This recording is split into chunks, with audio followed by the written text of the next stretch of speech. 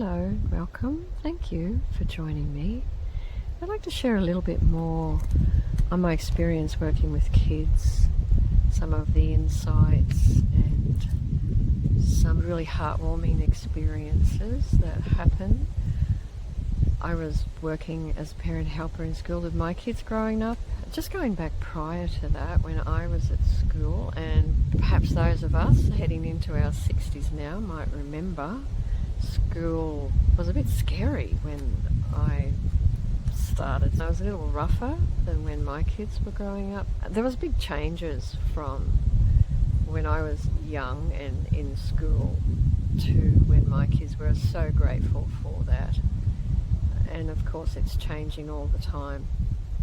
And so my experience, I didn't even speak for the first 2 years of school. It was just this really overwhelming, scary place to be. And we had, at the time I grew up in North Queensland, there was the infant school and then there was the primary school, and so year 1 and 2 at the infant school and then the primary school when starting in year 3 at that point.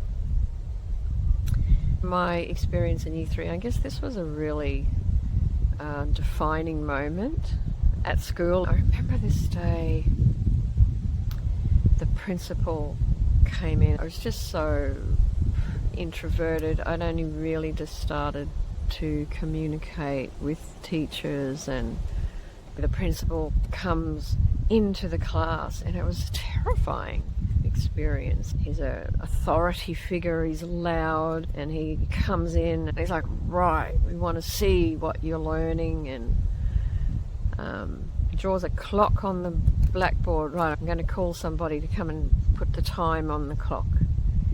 And I was just petrified. Anyway, he calls me, of course. He didn't call me by name. He goes, just pointed you up here. And so I went up. It was this tiny. I had to stand up on a stool to reach the board. Put 3:05 or something. It was something around 3. I remember 3.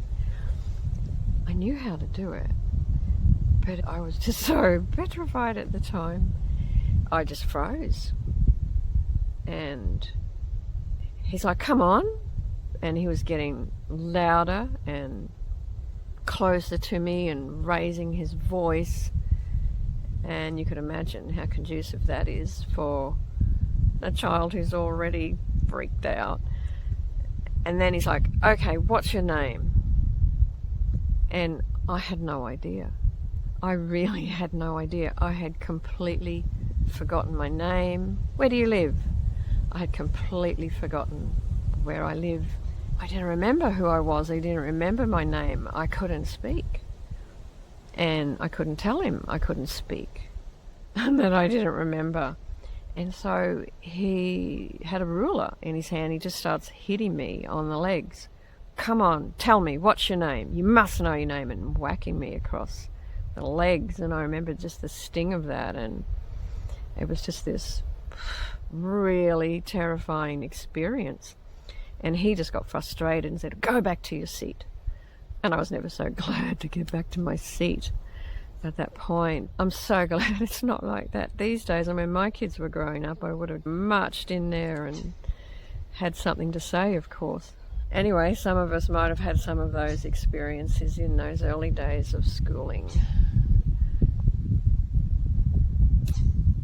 I guess why I went into working with kids, when we have our own experience of what it's like, what we've experienced, and then having my own children and really working with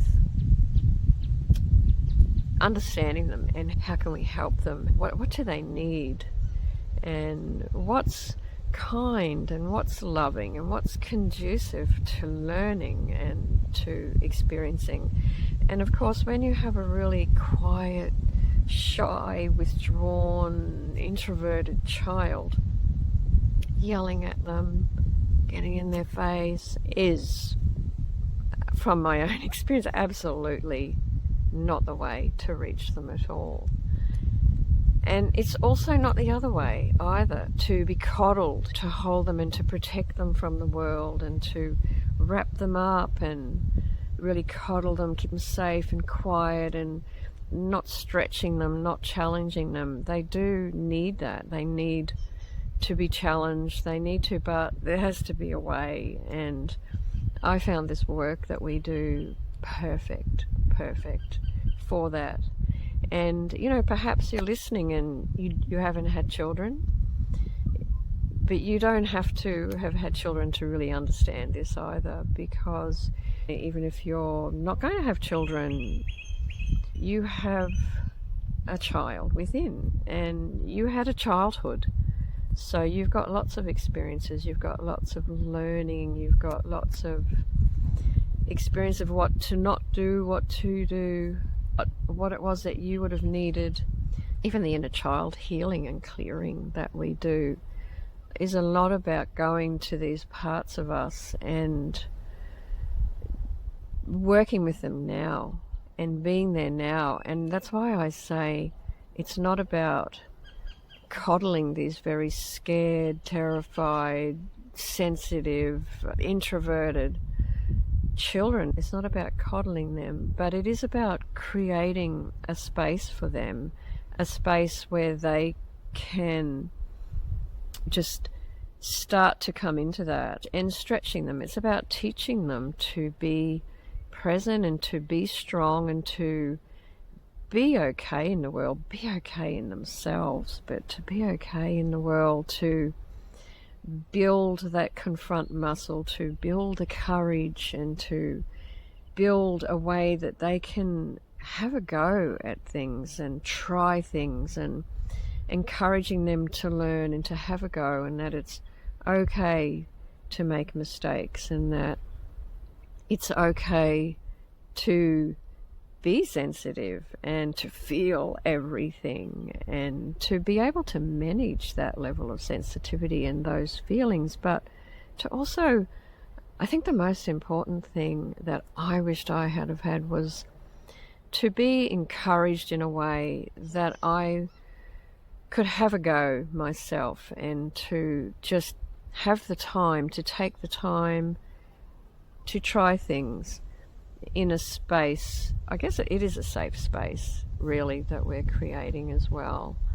But yeah, definitely not the swinging out this way, yelling and screaming in their face and getting impatient and totally withdrawn, totally backpedaling. And it's not about the other way either, of I'll protect you from the world, from all the scary noises and all the scary loud people and all the aggression. It's not about that either. It's how can we teach them to be in the world, to protect themselves and to manage their own feelings and to make their own choices and to be present enough and courageous enough to try things, even with that level of sensitivity and feeling, to really be able to manage that and to practice and to be okay.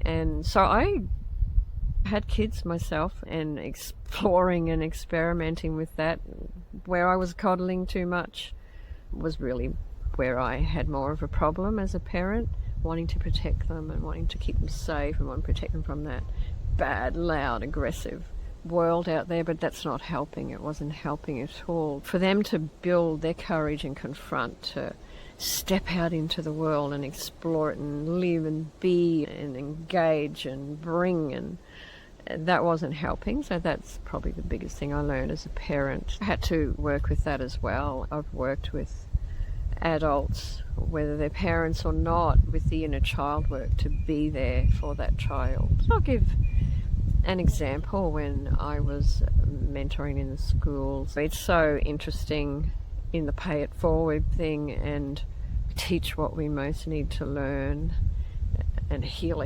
thyself, of course, which is something I really love. I got this little girl to work with, probably about year 2, I think, maybe 7. She was very quiet. She had a little tiny teddy of some kind that she kept, and she just looked down, and they hadn't heard her speak. Parents said she's shy, They didn't know what she knew because she wouldn't engage. She was overwhelmed, basically, in the classroom. It was all too much. It was too loud. And these are beautiful classrooms where there's not so many kids. The teacher's much more compassionate and they're much more working with children as they are presenting. And so not in the time that we grew up in, but there's times where there is more assistance. And just for me to be there, I get to work with this little one for half an hour or so, I think twice a week. And they have all these programs to help children. I had all these letters and numbers and colours and little exercises to do with her just to see what she knew. And so anyway, I got this little one to work with. We go into an area and we have a little desk where we sit together. And I didn't look her in the face at all. I just got myself. Here's myself, and I get to be here with myself now. It was so interesting in that way. I knew exactly what she needed, and I knew the experience of that level of overwhelm when you're so sensitive. I didn't look her in the face. I just started talking to her. She had her little stuffed animal thing that she clung to. I just said hello to her. Each day I greeted her, but not looking her in the face at all, just next to her.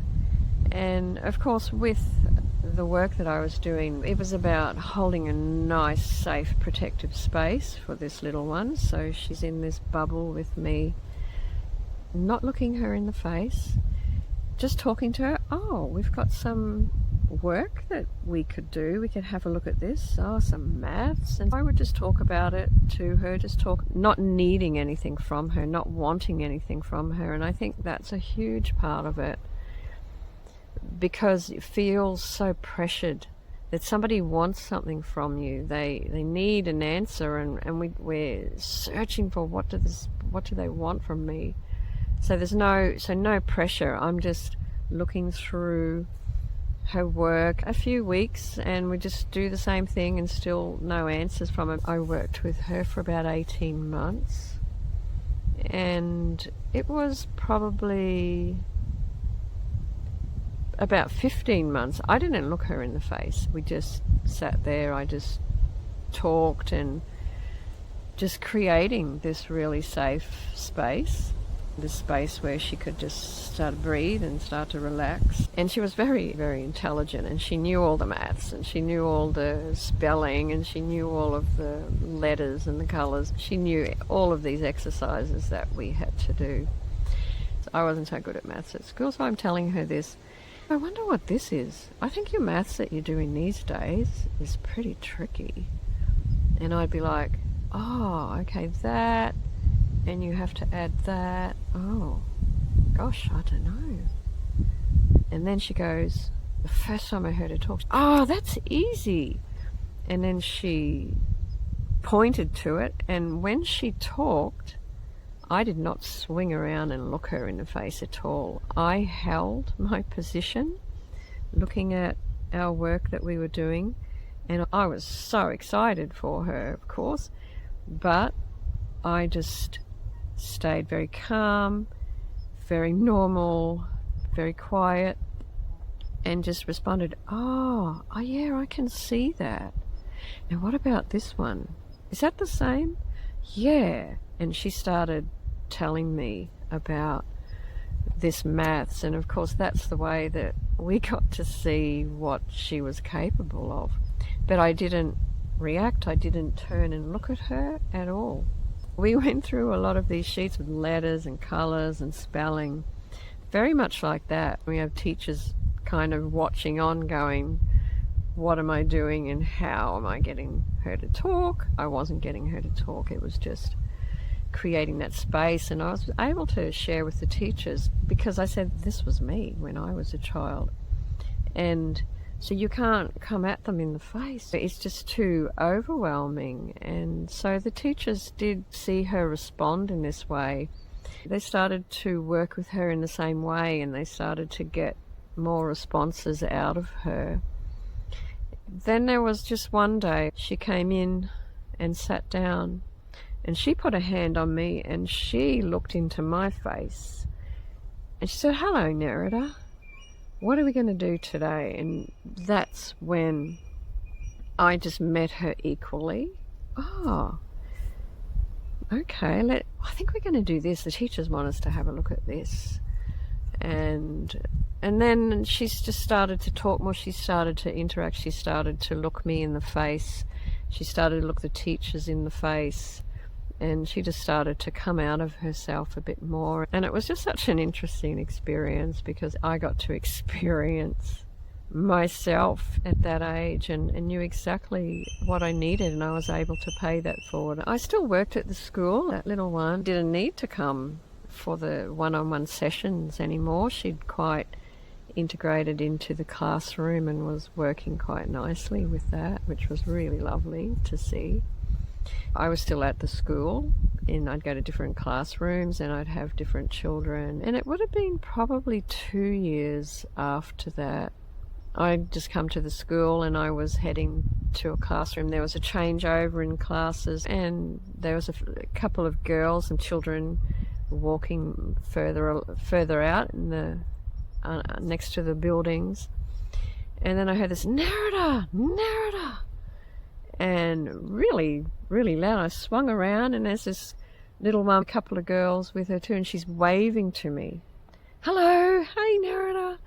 That was her, this very quiet, introverted little one, and she was happy and bright and enjoying school and really had come out of herself. I love this work. It's so wonderful. And yeah, just to see the kids respond. And I shared before, we all have an inner child. We've got stuff to heal and clear and to release and let go. We all had a childhood. So there's plenty that we can clear and we can pay forward. Just a little heartwarming example there of working with the kids, and really grateful to the teachers.